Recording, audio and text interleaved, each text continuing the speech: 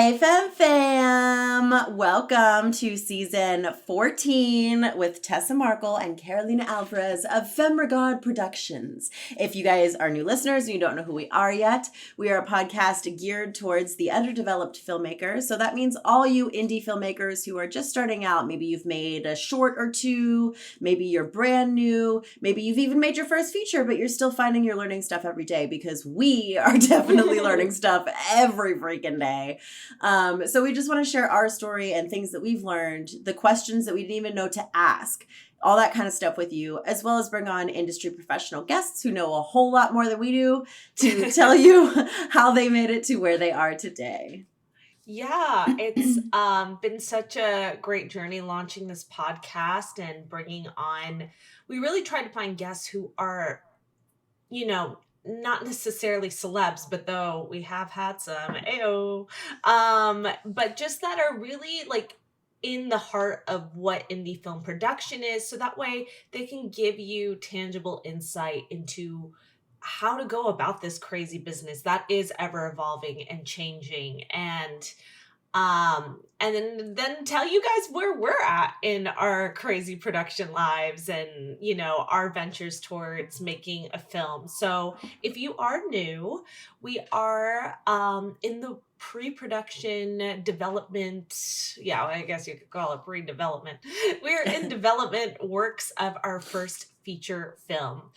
We've made several shorts, one of which is our award-winning short, Desert Flowers, which go listen to our past solo episodes on that crazy set.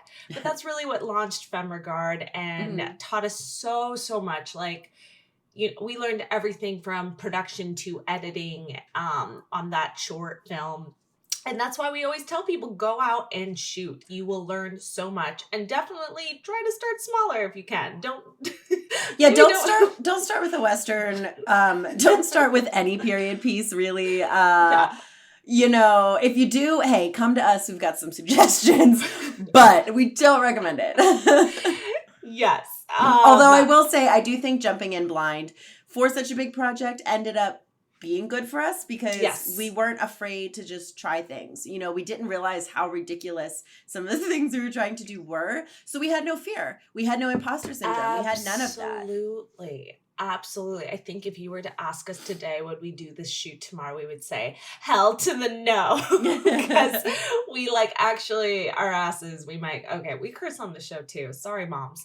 But there is something really nice about not knowing and just going for it. And we studied as much as we can, but now that we know so much more, for our first feature film, we're trying to do what we call is smart producing, right? We're sticking to one main location. We're having something that's near future-esque. So the visual effects doesn't have to be so crazy. Which I guess still kind of counts as a period piece, right? Because it's not present day. I love us. Tessa and I bonded over, when we were first becoming friends and understanding what we wanted to do. Period pieces where our common ground was. Where I really we both come from musical theater background. We wanted to get into character or explore a world that's different than what we live exactly day to day. So I think that's really funny you say that. I'm not surprised at all that here we are again doing something a little wild. Of course, we can't help ourselves. So yeah, go back and listen to those episodes. I guess it wouldn't hurt to do just a quick refresher on what sync is before we tell you a little bit more where we're at in the stages of development and some tips and tricks that we have to share with you today. So sync, it is we're calling it a sci-fi. Tessa, you want to break that down? Yeah, so it's a psychological thriller set in a sci-fi world. So we're combining those two genres and making it a sci, like P-S-Y, as in psychological, sci-fi. Get it? Yes. I love it. We're gonna if you haven't already, please be following at Sync the Movie on Instagram. We're gonna be plugging that that genre tag. That's a new thing we're coming up with. You heard it here first here now. And yeah, it's set in this world where, you know, we could really see this happening, which is so crazy, where we're all microchipped and, you know, can, you know, synced up to our phones. And that's what sparked this idea of coming up with this new communications app called Sync, where we're able to communicate just with our minds and share our thoughts and memories as a new way to understand one another and bond together. But when pairing with the wrong kind of individual, as our two main characters do, they're old friends who move in together years later. They quickly learn that maybe this wasn't the right decision, and they have 72 hours. Well, one of them has 72 hours to stop the sync. Dun dun dun! Before it's complete. So it's a thriller, you know. It's scary when you start to realize like maybe your thoughts and your memories aren't your own, and it really explores toxic relationships, which I feel like are explored romantically. Like, it's good that we're at least talking about toxicity in relationships nowadays, but a lot of the times you don't actually get to explore that in a friendship, you know, in a domestic like roommate situation like this is. So we explore that theme a lot, and then we also explore the theme of technology and how it's advancing so quickly, and how we don't really have these like boundaries or safeguards in place in order to protect our own mental health. I mean, there's the argument of like social media and how that's affecting people every day, you know. So this is just kind of the next step, and it shows, you know, we talk about the positives of it, why, you know, companies are putting this out, why they think it's a great thing, and then you see the negative of it, of what could happen. Yeah, we have a lot of important themes in this film. And we are just excited to kind of explore it in this medium and fuse, because I think they really work hand in hand. The tech is the vessel for the toxic relationship to even advance further, right? So that being said, we are so excited to make this film. we have been putting together an amazing award-winning team, and all of that is super important when you're first getting started with a project, right, Tessa? We had to, like, I think, talk to as many people as you can to kind of rally together, right? Yeah. And of course, the making sure your script is solid. Yeah. So that took us about probably a year to really be in the best place, and it's still being worked on. Because we are, well, I should say Carolina, she's the writer of the team.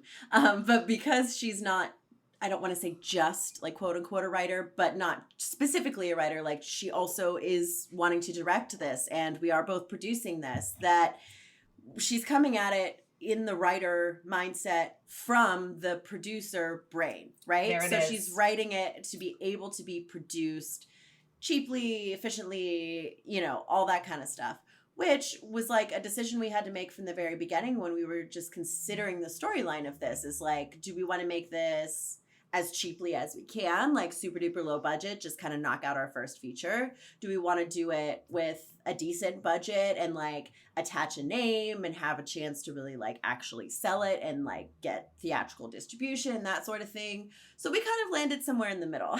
We decided to do it on a low budget, but it's still a budget. It's more than we can pay out of pocket. We're deciding not to attach a name to it, but we still think that we have a chance to distribute it streaming wise. So, you know, we don't necessarily expect it to end up in like theaters, but we know it's going to get out there. We know people are going to get to see it. So that was our decision. That there's no right or wrong there. You know, for your first feature, like, you decide where you're ready for, you know. And we also decided to go non-union for this one. So yeah, and we are both also keeping an open mind, right, to the ever-changing possibilities.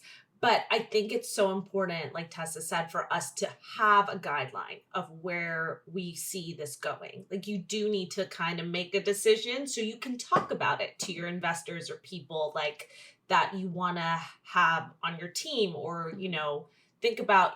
It's so crazy. A lot of times I think people don't think about distribution and where your film is going to land till after you've made the movie.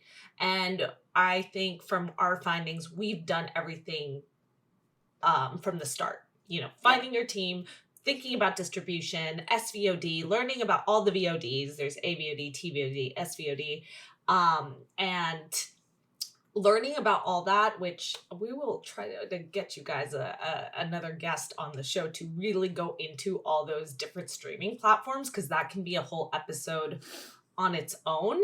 But just Google it, y'all. Like, that's like what we spent so much time researching. And if you want a really good guideline from us creating pitch decks to proposals for our fiscal sponsors and our investors, we have designed this amazing draft copy of what ours included at least, and with some breakdown guidelines as to like what all these differentiating platforms and like plans could be for you. So if you want access to that, all you have to do, it's free, y'all. Like, we could charge, but we're not about to do that, because I haven't seen anything like this. Like, we're not giving you a free LUT here. Like, this is the business. Yeah. And it's not just like a lesson book. Like, it's an actual template. Like, this is you can just edit it. This is taken from our current proposal that we're using, and we've taken out a lot of the stuff that's particular to our film, and like, so you have the template that you can literally just go in on Canva, edit it yourself. I think you can download it from Canva if you aren't like Canva familiar. But it also does have a lot of like statistics and facts and stuff in there that we left in there that we are presenting to the people that are reading our proposal. So you guys can learn something from it as well, but you can use this template for yourself. And in order to get it, there's a couple of things. So either if you are already subscribed to our newsletter, you'll be receiving that in June. And look out for the newsletter. I know sometimes things come through our inboxes and we're too busy to read them and like whatever, we get it. But like, look out for this one and, download this template. You never know when you might need it. Or a friend might need it. Maybe you're not a filmmaker, but you have friend filmmakers. Like, somebody can use it, I promise. And if you are not subscribed to our newsletter yet, head on over to our website, femregard.com. A lovely little pop-up will come up as soon as you land on our homepage, and you can enter your email address there. You can always also unsubscribe at any time. We're not going to hold it against you.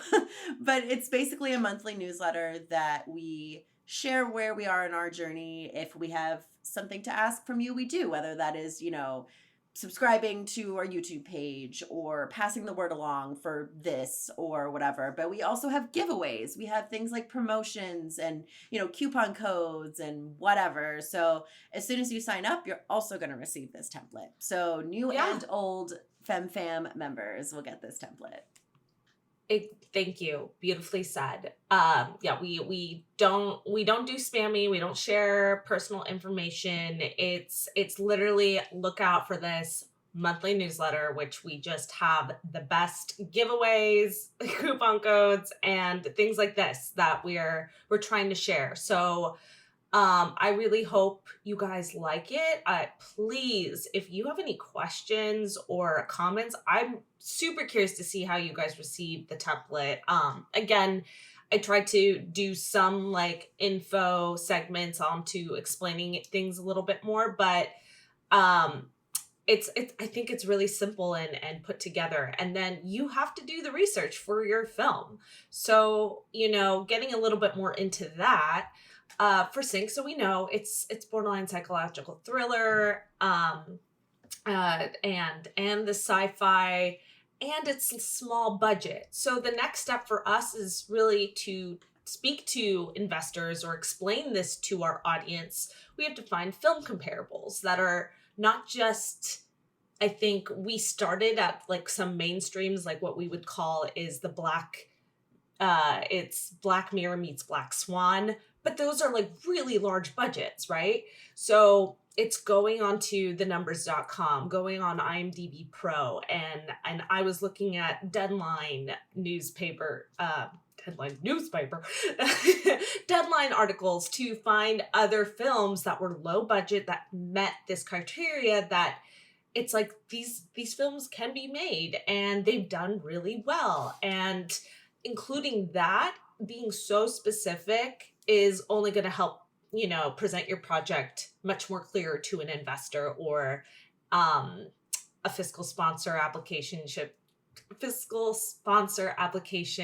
that we're going to get into as well as to what that is and why we approach that. But just getting that together, I think that was really important. That kind of market research, who your audience is. I'm sure you've heard it a million times, but really, like, who is who is your audience? And Tessa, do you want to speak on audience a little more, or Yeah, we can also go to distribution next? Well, just to touch that. I think the thing is that whoever you're presenting this to, whether it's old-fashioned investors that expect a return on their investment, whether it's donors, whether it's, whoever it is, even friends and family, they want to know that A, this film is going to get made, that their money is going to be used. B, Important, that people are going to see it. A lot of films just get made. They maybe go to one festival and then they don't even get put on the internet. Like, people don't know what to do with it when they don't get distribution. But that could mean festival run and then it's on YouTube for free. Or that could mean it ends up on streaming. Or that could mean it ends up in theaters. Like, that could mean a lot of different things. But as long as people are going to see it. And then C, the cold hard numbers, especially people that are investing their money and expect a return on investment, they want to know that they're going to get something out of it. And a lot of people do invest in films just because they want to support a creative and they don't expect a lot of money back, but they also expect to not, be in the red. Like, they donated, $500,000 and are getting $5 back, So being able to show that you have a plan for distribution, that you have an audience built already, or who your audience specifically is going to be, to prove that there is an audience for this film, and then comparables, like, that is all stuff that's going to reassure whoever you are presenting this proposal to. Yeah. That was really such a learning curve for Tessa and I. I learned what a traditional waterfall of payment is. And if you're hearing this for the first time, it's the way a traditional investor will get their money back. And the waterfall effect, it comes from how when you first get money from distribution, how it first goes into paying off any other production costs, then to your marketing, distribution teams, they get a percentage, and then whatever is left over is then distributed to the investor, the agreed upon percentages, and then there's usually a 50-50 split between the producers, aka that would be us in this case, right? And the investors, so they get further kickback. And that's like how, you'll see the numbers start to kind of just trickle down as to then what is like remaining after that is typically what you can then further collect and then that's like where you end up the numbers. And I'm just kind of breezing by that. But these are terms, that you have to just kind of become familiar with in the least. And, on this, our first feature film, we probably don't expect like a huge return, but just understanding that is so important. So you can speak to investors and what's great about independent film? There's less of that waterfall trickling into studio costs, right? If you're working with a studio, they're going to take a large chunk of that. So that's another, I guess, bigger advantage to working with independent production teams, because there's not that many people that you need to pay out and give money to. So your investors will then get their return much quicker. Did that make sense, Tessa, as I'm explaining that? Yeah. And I think, when you're deciding how you want to finance your film, you're probably going to have an idea of what your budget is first, right? At least an idea even if you haven't really broken it down. So for us, knowing that we wanted to go into this with a $50,000 budget, which is ultra low budget in the world of Hollywood, even an independent film. Yeah. We knew that there wouldn't be probably a huge return on investment because we couldn't afford to attach a name to it, which is usually kind of a maker or breaker for selling a film, right? So little things like that, just kind of knowing, like, is your film gonna make money? Is it likely to? So that affects who you're gonna ask to fund your film. So for us, thinking hey, I think we can get on streaming, but I don't think we're going to make a lot of money. So we decided to go the donor route instead of the traditional investor route. So, in other words, we're asking people to donate money instead of expecting a return on their investment. But of course, why do people just want to throw their money at us? Well, we've got some reasons. So we attached a fiscal sponsor to our film, which I will get into exactly what that means in a second.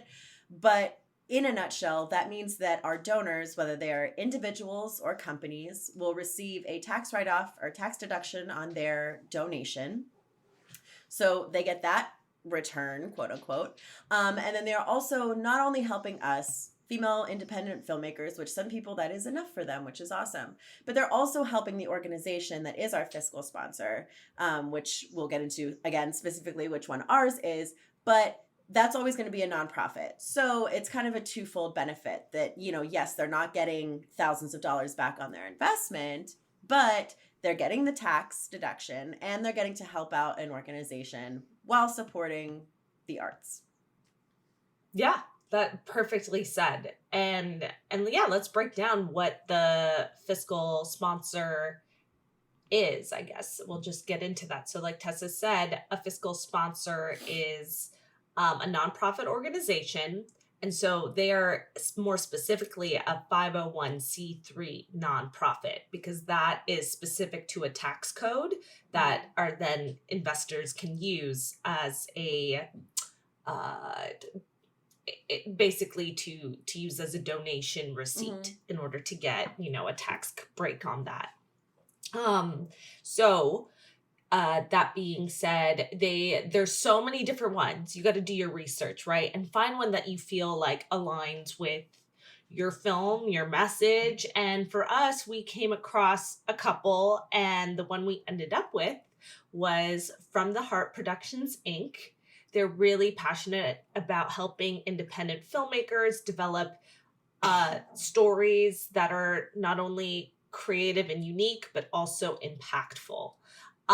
So they're amazing. Definitely check them out.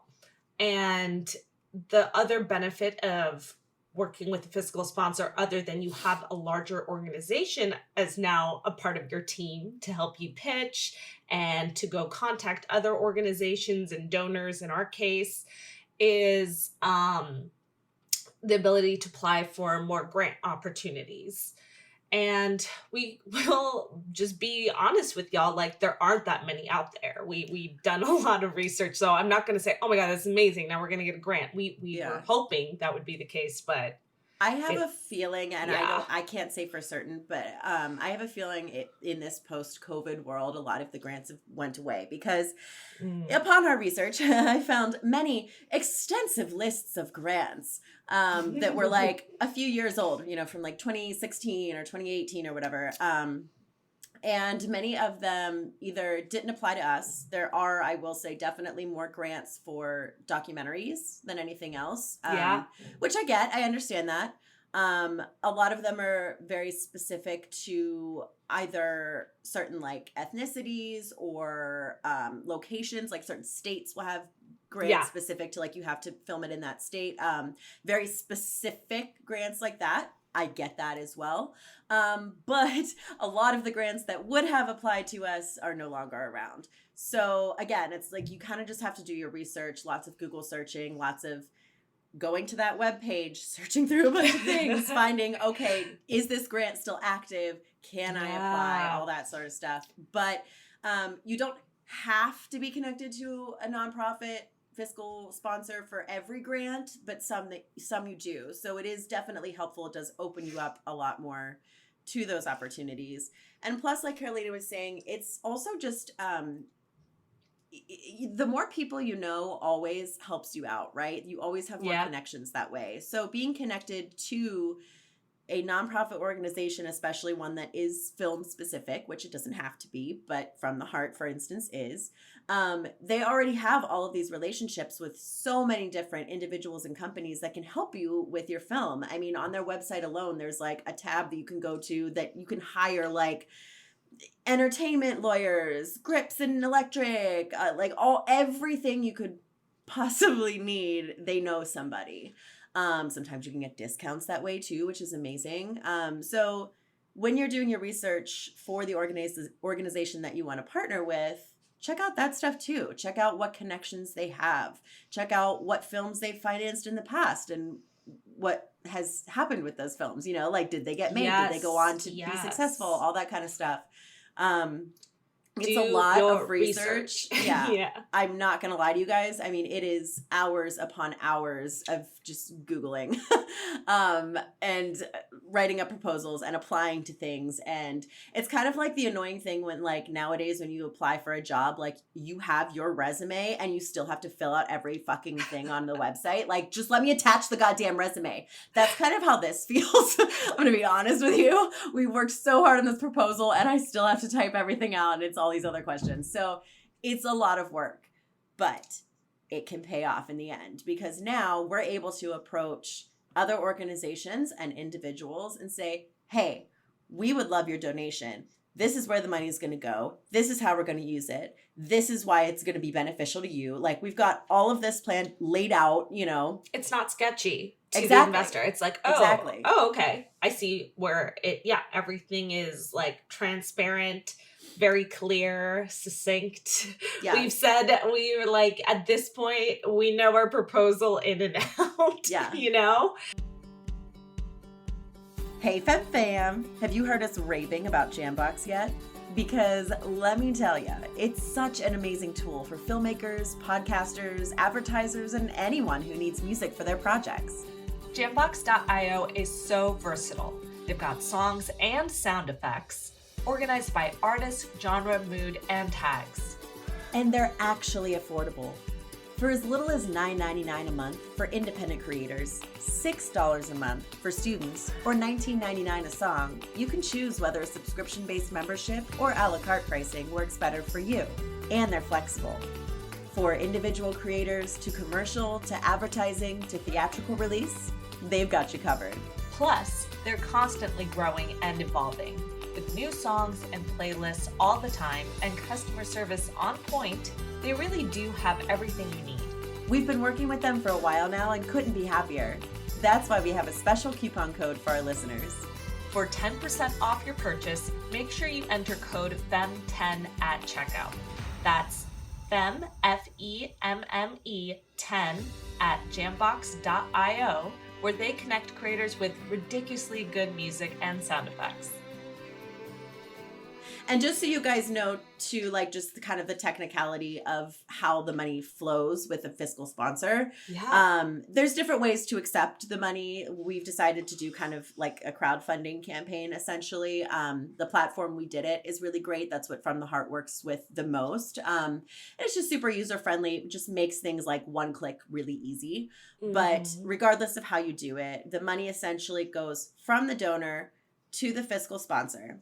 The fiscal sponsor will then take out their percentage because, remember, some of this money is going to their organization to keep them running. And then they will send you the rest. So it's a little like triangle kind of thing, I guess.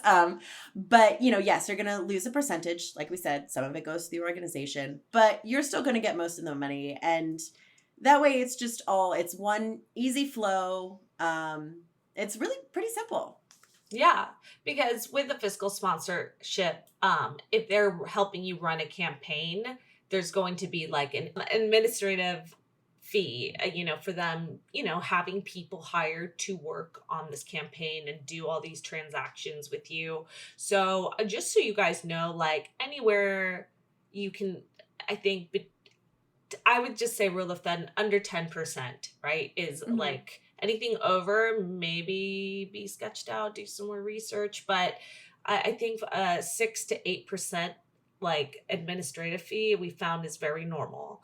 And that, and just keep in mind too, if you are doing this without a fiscal sponsorship, that there is going to be a percentage transactional cost with, your Indiegogo campaign or like the other campaigns that are out there. So it's just a standard kind of thing that happens. And that's where you do your research. Okay, what's the differentiating percentages? Like that makes sense for me because, you know, that's the money you're going to have left over after all of that's done. So definitely keep those costs in mind when you're doing business.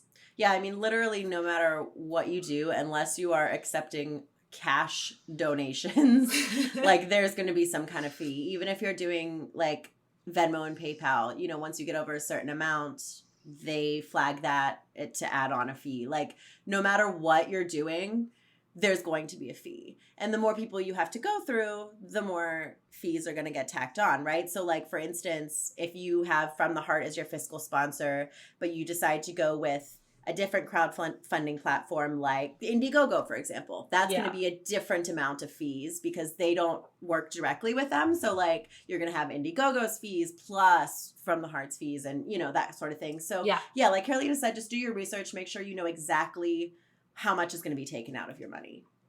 And on that note, too, when it comes to prizes and perks, mugs, t-shirts, posters, all those things cost. Yeah. Can you be more creative and maybe give Aunt Sally not a mug, right? Do we need another mug is the question.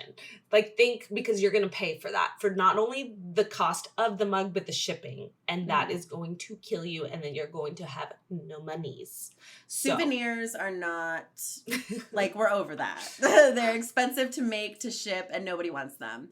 Digital souvenirs, things like maybe NFTs. Aunt Sally, maybe, but well, Aunt Sally can go buy her own. Yeah. Digital souvenirs, things like NFTs, that's the new way of the future, and it doesn't cost you anything to make unless you're gonna like mint it and actually officially make an NFT. But like, it's gonna be way cheaper for everyone involved, and then that's, you know, on somebody's computer, and they can reference this like, hey, I donated $50,000 to this amazing film. Look at this cool piece of art I got. But it's not, you know, a t-shirt that's sitting in their closet that they never wear.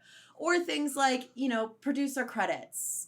Some people, like, that is the coolest fucking thing to them. And for them to, like, to see those credits rolling or to look on IMDb and see, like, executive producer, their name, that is amazing, you know? Or tickets to a premiere. If you know that you're going to screen this movie at so-and-so theater, whatever, next year, like give people tickets for that, you know. Give so many people what they want, and that is not a mug. So I think you can be creative, and like Tessa's saying, there's so many digital things to do nowadays, and or just like credits, like you were saying. I love that. I think that is such a cool feeling, especially for people who aren't in film. But even who are, I would like more producer credits. Are you kidding? Like, absolutely. I want to be credited. So, no, that is definitely key. So just keep all that in mind because you want to keep the money that you're obviously working so hard to collect. So on that note, we're doing a fiscal sponsorship. We have that down. We are launching a We Did It campaign. It's a new platform that we learned from the Heart organization. And we really like it because we get support from them to run it. So that's always really nice. But B, like it's so customizable, and really able to just make it fit exactly our campain needs. Yeah, Tessa, it's super, if you want to it's super user friendly, super customizable, as Carolina said, and you don't have to have a fiscal sponsor to use them. Like you can do normal crowdfunding with them, but they are set up in a way that it all flows really easily for a fiscal sponsor. You know, a lot of other crowdfunding platforms aren't set up to accept that, so you're paying extra fees to like set things up, and you know it makes it a little bit more complicated just because they're not built for that, whereas We Did It is specifically built for that. Another thing that I really liked is you're able to run multiple campaigns. So like you basically like make your profile and then you can do different campaigns if you want. So like if you are a filmmaker that's making films all the time and you're like constantly connected with this fiscal sponsor, like you can just have your profile page through your fiscal sponsor, like running always, and you're always able to accept donations. But then per film, you create a new campaign and then you promote that. Like you've got a lot of options. That's really cool. And we're excited to officially launch that. We think it's definitely, again, follow us on IG if you're not. Obviously, if you're listening, you're obsessed with us. We're obsessed with you. So at Femme Regard, but at Sync the Movie, we will have these updates when we're fully launched. And of course, we're going to keep you guys posted on how all of that goes. Yeah. But we're thinking we're gonna do a summertime launch with that, and Yeah, just keep your eyes open, guys, because like once we launch, trust me, you will see if you are following us anywhere. Like we will make sure y'all hear about it. Loud and proud, baby. Yeah, which is also, by the way, if you do crowdfunding, make sure you promote it. You can't expect people to see it once and remember. Like there's been times, even like friends of mine that I'm like, oh, I want to support that, but it's like I'm at work on my phone scrolling and I'm like, oh yeah, gotta remember to do that later. I don't remember. I've got shit going on in my life. We all do, right? So like you have to constantly be promoting and advertising stuff like this. It's so important. I love that you said that because it could feel annoying and incessant, but the amount of times where I'm like, oh yeah, I need to donate to that campaign. I really want to help my friend's film, right? I'm like, I keep meaning to, and every time it pops up, one of those times I'm in a time and place where I can like go in and do it. And so I think, just reminders are everything. I love that you said that. And giving yourself enough time to do the marketing for it, creating videos and ads. So Tessa and I just did that this week in prep. We're giving ourselves a month to really prep for the campaign launch. So we have, just our posts organized. And that's like the behind the scenes that you're hearing right now with us candidly speaking about it, creating the videos, the visuals, and having it so that way we can just roll and flow. Because guys, we got a busy summer. We're both traveling. We're both podcasting. We're both job shit. We're jobbing. We're jobbing. Adulting and jobbing over here. Yeah. Trying to, stay hydrated all at the same time. So it's a lot. And which I'm goes to say like two things. First of all is like, if you are able to plan around your life of like making your feature film, like if you can plan for a time when you are not going to be as busy to be doing this development and pre-production stuff, I highly recommend it. Now, of course, life gets in the way. It's very difficult to plan things like that. Yeah. So the other thing is you can do it. Like we are busy as fuck and we're still pulling it off. So if we can do it, you can do it. I'm so proud of us, girl. I'm so proud of you. You're my girl. No, because I literally, when we were filming our little, like, our promos and our videos, our explainers, because you got to do a pitch video with your campaign, even on We Did It, like, that doesn't mean we don't do a pitch video just because it's, like, not the Indiegogo stuff. Like, you're always going to want those things. Yeah, need to plug that. Like, definitely make some sort of pitch video explaining your project because I got some great advices from, shout out to Kat Guerin, that, we could have this 20-page beautifully done proposal doc and still investors are like, and it's not overwhelming. It looks great. Like, it's amazing. If you're a Patreon subscriber, you're going to get to see it exclusively. So again, the mailing list downloads, you guys are going to get a template, but our actual Patreons, if you donate to us, literally $10 a month and up, are going to get this exclusive breakdown, and you will see it's visually pleasing. It has all the stats, but yeah, still people might not have the time engagement to read things. Who reads anymore? So having a pitch video is just like that other thing that you need to have on your website, on your campaign, like all of that. And I just went on a tangent about all of that, but that to say is like, when Tessa and I were doing this and, we again have our podcasting and our other episodes and our own life, we're planning around, like she had to leave to go do an acting gig right after. And I was just like, oh my God, this is like, we're about to start the brink of the real madness of like fundraising. And I'm just so grateful for you because other people I think it does take a special person to do what we do. And I think another person would be like, you are insane. Like, how do you have time to fit all this and still accept life and more? Like, you know, I'm planning a bachelorette party at the same time, you know, and like whatever. But, you know, you definitely need to set boundaries. I think we talked about that in our previous episodes, and like, you know, don't overwhelm yourself, but it's still possible. If you really want to do something, you're going to do it. That's just, you just got to make that decision. I think it can be as easy as that to stick with something, but that doesn't mean it's going to be easier. So I'm glad I found someone as crazy as you, Tessa, to do all the things with me, like literally all the things. Yeah. I mean, that's it. It's finding your own balance. There will never be like an actual balance, you know, but it's deciding like what's important to you. It's like and deciding to have a baby. It's never a great time. You just got to do it. Yeah. We've been in 9 months of development, and now we're going to have the baby, right? Yeah. Exactly. I mean, it's deciding what's important to you, what you have time for, finding somebody to support you, like Carolina is for me and I am for her, and like, you know, all of those things work together. Like I tell people all the time, I would never be doing this if it weren't for Carolina, because doing this on my own, no, absolutely not. You know, and there's times when I'm like, I don't want to fucking do this. I'm so tired. I'm so frustrated. And there's other times when I'm like, yes, this is so cool. We're getting somewhere. I'm so proud of us. You know, like it's a back and forth all the time. All the time. Exactly. And like I was talking to someone yesterday I was kind of explaining like what we're going through right now with our film, and he was like, well, I mean, it's fun though, right? And I was like, it will be fun.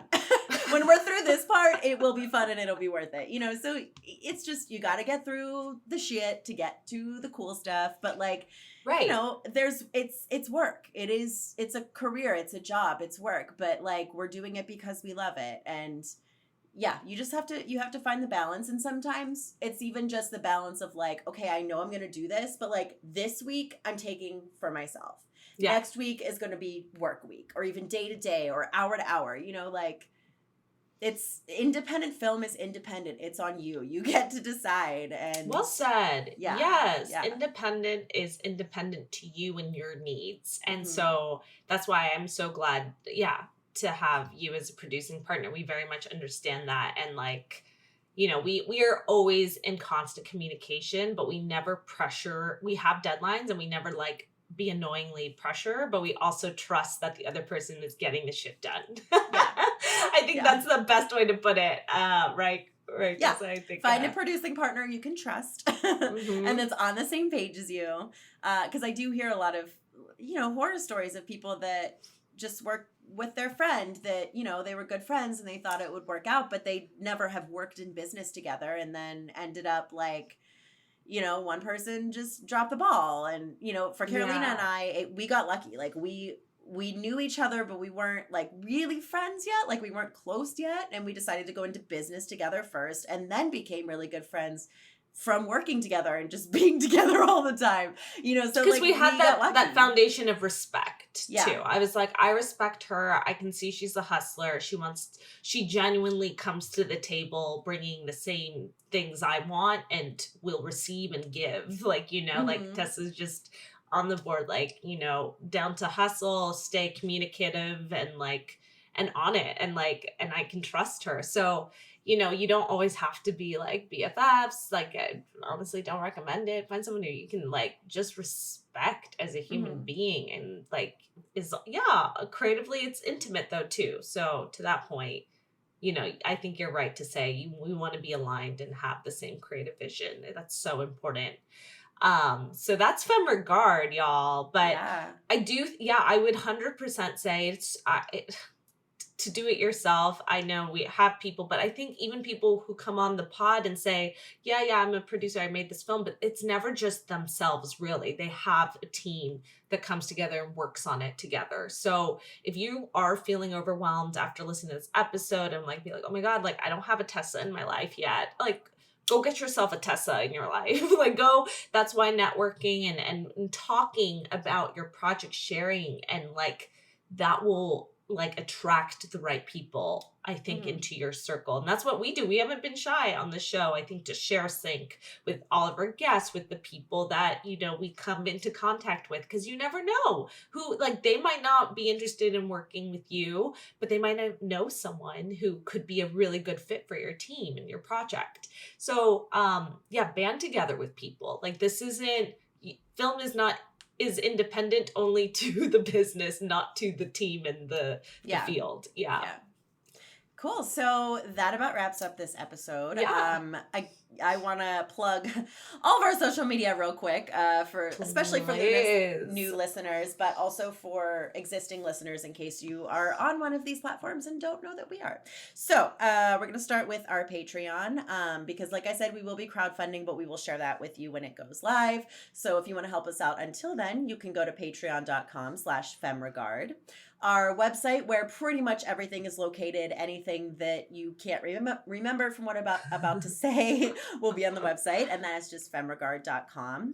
If you want sync specific news, you can go to femregard.com/sync. The sync handle on Instagram is going to be sync the movie.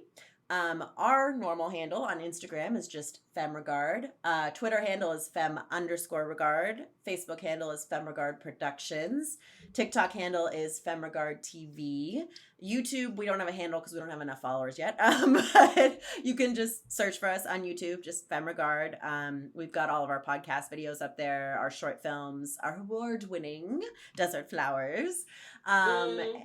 And anything else that I've forgotten to mention? No, just guys, sign up for this newsletter. I promise, even if you're just not again, we started with the end of what people think of as distribution and planning right at the beginning. So if you're just even thinking about an idea for a script, just read it. You don't have to be overwhelmed. It's not overwhelming. It'll just help guide you. So really encourage everyone to take advantage of this free, download or template that we're giving out.